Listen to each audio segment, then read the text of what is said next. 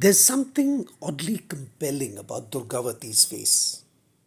When I was skimming through Facebook, it caught my eye. And why should it? For it looks just like the usual Indian housewife.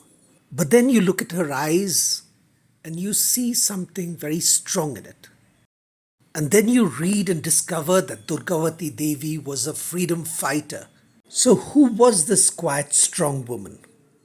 We decided to do a deep aura dive into what she was. Why don't you take a look? As we looked at Durgawati Devi's aura, one thing stood out.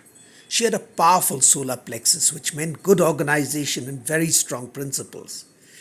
This was reinforced by a strong third eye, which showed deep clarity. But then, when we look deeper still, we realized that there was red at the hip, and she was capable of decisive action, even violent action. But there's black at the root too. Are they fears? Are they insecurity? Or are they deep outrage? When we look at the heart chakra, we see that it glows too. So she's clearly a loving and caring person. And then we read up about her and realize that she was incredible. At the age of 21, with a child in her arms, she helped Bhagat Singh, the famous revolutionary, escape.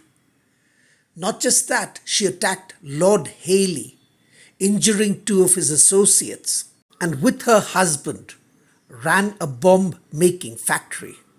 But when the mind is about to pigeonhole her into a fiery bomber, we go back to her aura. And what we see is that she doesn't have the fiery navel chakra we expect of a revolutionary. Instead, we see that she's really someone willing to act on strong principles, to go the distance.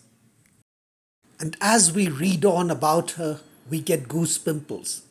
For she was a Brahmin lady married at just 11, had 2 children.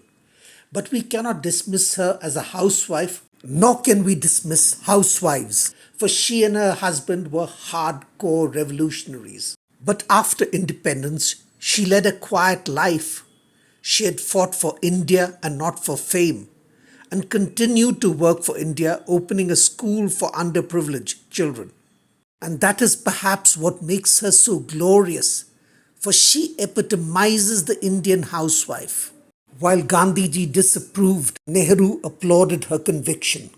Everyone on the spiritual path is a freedom fighter, and that calls for courage and conviction.